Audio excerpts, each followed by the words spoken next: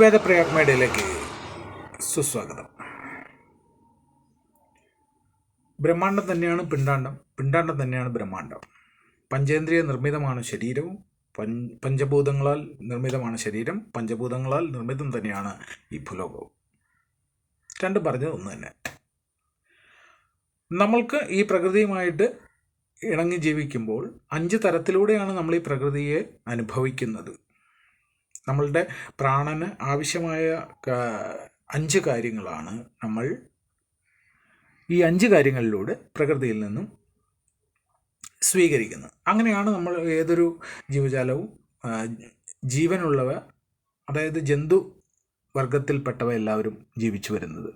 വിശിഷ്യ അതിൽ മനുഷ്യർ. മറ്റോരോരുത്തർക്കും ചില കാര്യങ്ങളൊക്കെ കുറവുണ്ട് എങ്കിൽ തന്നെ വിശിഷ്യ മനുഷ്യരിൽ അത് തന്നെയാണ് 100% സത്യം. അപ്പോൾ ഇതെങ്ങനെയാണ് ഈ മൃഗങ്ങൾ ചില മോശമായ സാധനങ്ങൾ കഴിക്കുന്നില്ല, അവരുടെ കുഞ്ഞുങ്ങൾക്ക് അത് കഴിക്കണ്ട എന്ന് പറയേണ്ട ആവശ്യമില്ല. ഉദാഹരണത്തിന് ഒരു പശുവിൻ്റെ കുഞ്ഞിനോടും റബ്ബറിൻ്റെ എല്ലാം കഴിക്കണ്ട കേട്ടോ കുട്ടിയെ, അത് മോശമാണ്, അത് കഴിക്കാൻ പാടില്ല, വിഷമാണ്, ഉള്ളിൽ ചെന്നാൽ ബുദ്ധിമുട്ടാവും എന്ന് ആ പശു പറഞ്ഞു കൊടുത്തിട്ടൊന്നല്ല വിടുന്നത്.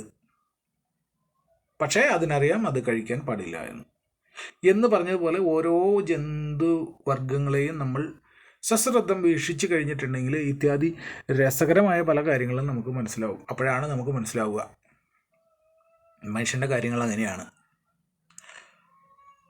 അപ്പോൾ നമ്മൾ പറഞ്ഞു വന്നത് ഈ പഞ്ചേന്ദ്രിയ കാര്യങ്ങളിലൂടെ, പഞ്ചഭൂതങ്ങളാൽ നിർമ്മിതമായ ഈ ശരീരത്തേക്ക് നമ്മൾ പഞ്ചേന്ദ്രിയങ്ങളിലൂടെ ഈ സംവേദനങ്ങൾ സ്വീകരിക്കുമ്പോൾ അതേത് തരത്തിലുള്ളവയാണ് സ്വീകരിക്കുന്നത് എന്ന് നമ്മൾക്ക് തികഞ്ഞ ബോധ്യം വേണം.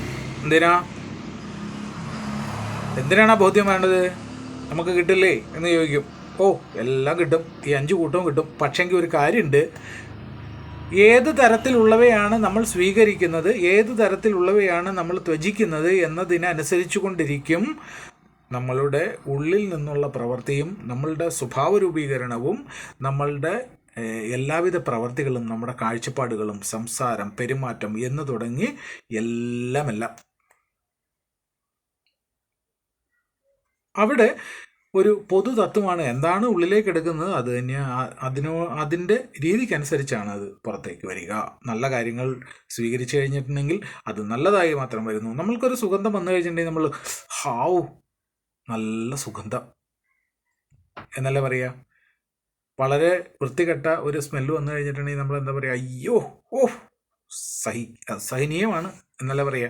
എന്ന് പറഞ്ഞതുപോലെ നമ്മൾക്ക് ഇതിനെ നല്ലത് തിരിച്ച് നമ്മളിലേക്ക് ആഗിരണം ചെയ്യുകയും വേണ്ടാത്ത കാര്യങ്ങളെ നമ്മുടെ ശരീരത്തിനും നമ്മളുടെ ചിന്താഗതിക്കും നമ്മളുടെ വേർതിരിവിനും ലോജിക്കനുസരിച്ച്, അതായത് നമ്മളുടെ പലതും നമ്മളുടെ വ്യക്തിബന്ധങ്ങൾക്കും വ്യക്തി ജീവിതത്തിനും സാമൂഹ്യ വ്യവസ്ഥിതിക്കും അനുസരിച്ചു കൊണ്ടും നല്ലത് തിന്മയെന്ന് തിരിച്ച് അതിൽ നല്ലതിനെ തന്നെ സ്വീകരിക്കുക. അപ്പോൾ ഒരു വ്യക്തിയിൽ നിന്നും പുറത്തേക്ക് വരുന്ന അവൻ്റെ ഗുണഗണങ്ങളിൽ വ്യത്യസ്തമായ കാര്യങ്ങളായിരിക്കും. നല്ലതാണ് സ്വീകരിക്കുന്നതെങ്കിൽ നല്ലത് തന്നെ പുറത്തു വരും. മോശമാണ് സ്വീകരിക്കുന്നതെങ്കിൽ ആ മോശം തന്നെയാണ് പുറത്തു വരിക. അതിലൊരു സംശയമില്ല. അപ്പോൾ ഇതിനെ ആരാണ് നമുക്ക് വേണ്ടി ഇതൊക്കെ ചെയ്യുക? നമ്മളുടെ ബോധം തന്നെയാണ് ഇതെല്ലാം ചെയ്യുക. ആദ്യമേ നമ്മളുടെ സുബോധത്താൽ ഈ നല്ലത് മാത്രമേ നമ്മൾ സ്വീകരിക്കൂ, നമുക്ക് ആവശ്യമുള്ളത് മാത്രമേ നമ്മൾ സ്വീകരിക്കൂ, നമ്മുടെ നിലനിൽപ്പിനെ അടിസ്ഥാനപ്പെടുത്തിയുള്ള കാര്യങ്ങൾ മാത്രമേ നമ്മൾ സ്വീകരിക്കുള്ളൂ. പക്ഷെങ്കിൽ ചില പരിതസ്ഥിതികളും ചില ദുർപഠനങ്ങളും ദുർനടപ്പുകളും കാര്യങ്ങളും വന്നുകൊണ്ട് നമ്മളെ ആവശ്യമില്ലാത്ത കാര്യത്തിലേക്കും നമ്മളെ ആഡിക്റ്റാക്കും. നമ്മൾ അതിൻ്റെ അടിമകളായിട്ട് മാറും. അപ്പോൾ നമ്മളിൽ നിന്ന് എന്താണ് വരിക? നല്ല ഗുണമാണോ വരിക? ഒരിക്കലുമല്ല, മോശം ഗുണങ്ങൾ തന്നെയാണ് വരിക. ഈ മോശം ഗുണങ്ങൾ വരുന്ന സമയത്ത് നമ്മളൊരു അസുരനായി മാറുകയും നല്ല ഗുണങ്ങൾ വരുന്ന സമയത്ത് നമ്മൾ ആരായി മാറുകയും ചെയ്യും? ദേവനായിട്ട് മാറുകയും ചെയ്യും. ഇതാണ് ദേവനും അസുരനും തമ്മിലുള്ള ഒരു വ്യത്യാസം. ദേവൻ്റെ ചിന്താഗതികൾക്കും അസുരൻ്റെ ചിന്താഗതികൾക്കും തമ്മിലുള്ള ഒരു വ്യത്യാസം ഇതാണ്.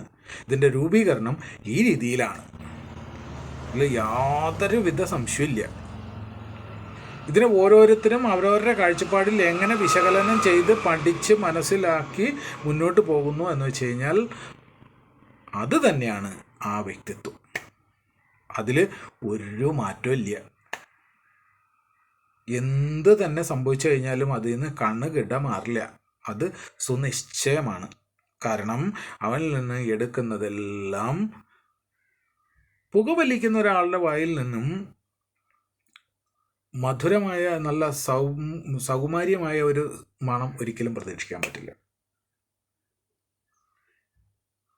അതേപോലെ തന്നെ ഇനി ദുർനടപ്പ് നടക്കുന്ന മദ്യപാനികളായ ആളുകളുടെ പെരുമാറ്റത്തിൽ നിന്നും നമുക്ക് നല്ലൊരു കാര്യം പഠിക്കാൻ വളരെ ബുദ്ധിമുട്ടായിരിക്കും. ഇങ്ങനെ ഒരുപാട് എക്സാമ്പിളുകളാണ്.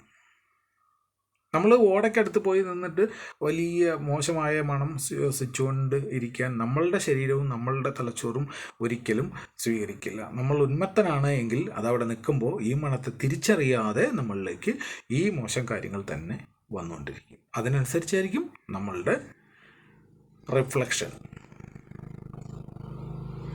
ഓരോ ഭക്തനും ഇത് വളരെ കൃത്യമായിട്ട് മനസ്സിലാക്കുക. ഈ മനസ്സിലാക്കുന്നതോട് കൂടിയിട്ട് ഞാൻ ആരായി തീരണം, എൻ്റെ സ്വസ്ഥം ഏതായിരിക്കണം, എൻ്റെ സ്ഥിതി ഏത് രീതിയിലായിരിക്കണം, എൻ്റെ നടപ്പ് ഏത് രീതിയിലായിരിക്കണം, ഞാനിതിനെ എങ്ങനെ മനസ്സിലാക്കുന്നു എന്നുള്ളത് വളരെ സിമ്പിളായിട്ട് മനസ്സിലാവും. വളരെ സിമ്പിളായിട്ട് നമുക്ക് ഇതിന് തെരുവ് നടത്തുകയും ചെയ്യാം. നല്ലൊരു വ്യക്തിയായിട്ട് മാറുകയും ചെയ്യാം. നല്ലൊരു ദേവരൂപത്തിലേക്ക് നമുക്ക് മാറ്റപ്പെടുകയും ചെയ്യാം. യാതൊരുവിധ ബുദ്ധിമുട്ടുമില്ല. എല്ലാവർക്കും അതിനുള്ള കടാക്ഷം ഭഗവാൻ തന്നിട്ട്. ഓം ശ്രീ വിഷ്ണുമായ ചാത്തൻ സ്വാമിയേ നമഃ.